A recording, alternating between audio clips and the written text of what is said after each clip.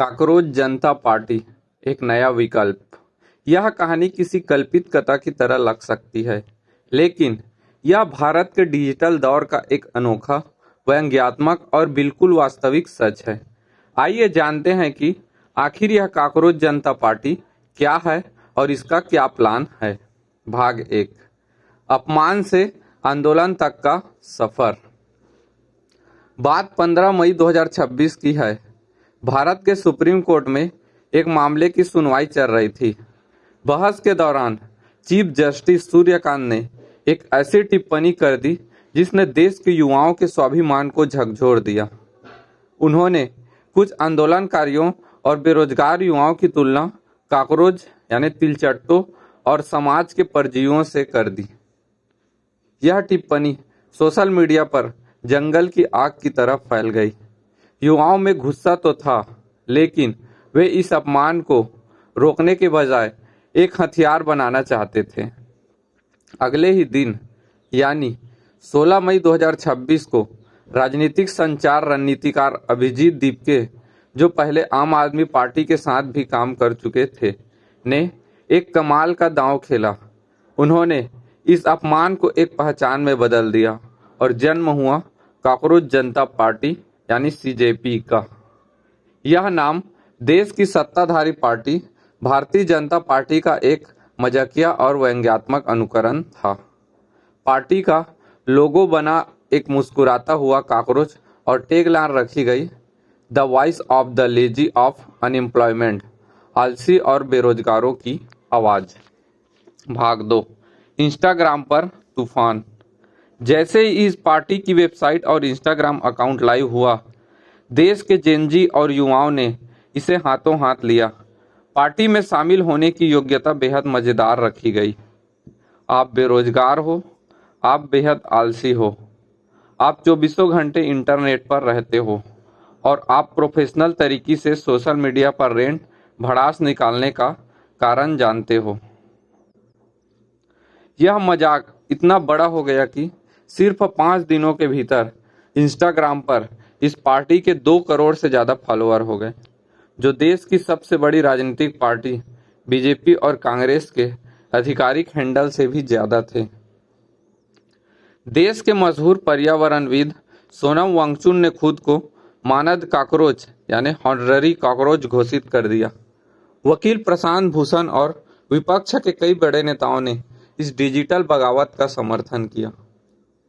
भाग 3, काकरोच जनता पार्टी का प्लान क्या है। काकरोच जनता पार्टी कोई पारंपरिक चुनाव आयोग में रजिस्टर्ड राजनीतिक पार्टी नहीं है। यह युवाओं का एक प्रेशर ग्रुप यानी दबाव समूह है। उनका प्लान चुनावी सीटें जीतना नहीं, बल्कि व्यवस्था पर तीखे व्यंग के तीर चलाकर जवाबदेही तय करना है। उनके मैनिफेस्टो यानी घोषणा पत्र और प्लान में निम्नलिखित मुख्य बातें शामिल हैं।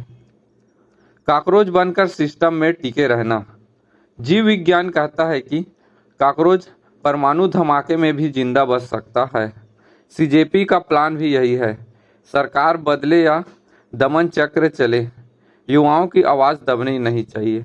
वे बेरोजगारी, महंगाई और पेपर लीक जैसे मुद्दों पर लगातार डिजिटल और जमीनी हमला जारी रखेंगे।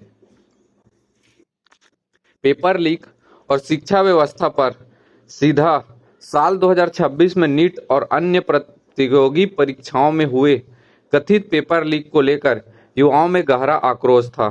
सीजेपी ने अपना पहला बड़ा जमीनी कदम उठाते हुए 6 जून 2026 को दिल्ली के जंतर मंतर पर एक विशाल शांतिपूर्ण प्रदर्शन किया। उनका प्लान सीधा था, केंद्रीय शिक्षा मंत्री धर्मेंद्र प्रधान का इस्तीफा मांगना और देश में राइट टू एम्प्लॉयमेंट कानून लागू करवाना। इसके बाद बेंगलुरु और हैदराबाद में भी भारी बारिश के बीच इसका विरोध प्रदर्शन हुआ। व्यवस्था पर करारा व्यंग।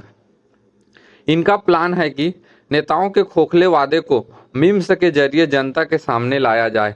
इनके घोषणा पत्र में लिखा है, हम यहाँ कोई नया पीएम केयर फंड बनाने या जनता के टैक्स के पैसों पर दावोस में छुट्टियां मनाने नहीं आए हैं, बल्कि हम यह पूछने आए हैं कि हमारा पैसा गया कहाँ।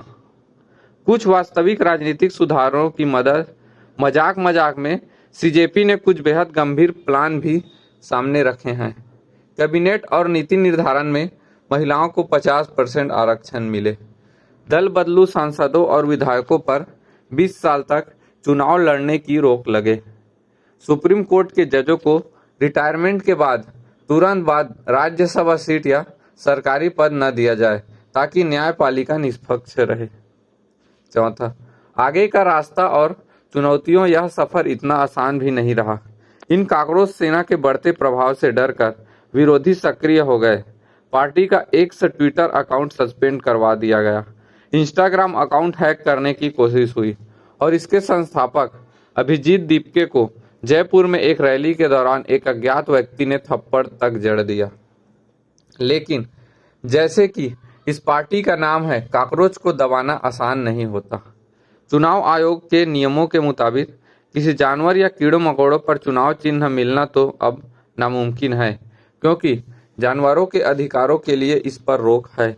इसलिए गजब शायद कभी बैलेट पेपर पर न दिखे, लेकिन सोशल मीडिया के स्क्रीन से लेकर जंतर मंतर की सड़कों तक इस अनोखी पार्टी ने यह साबित कर दिया है कि जब युवाओं की बात सुनने वाला कोई नहीं होता तो वे खुद अपनी बात मनवाने का एक अनोखा और अपराजय रास्ता ढूंढ ही लेते हैं।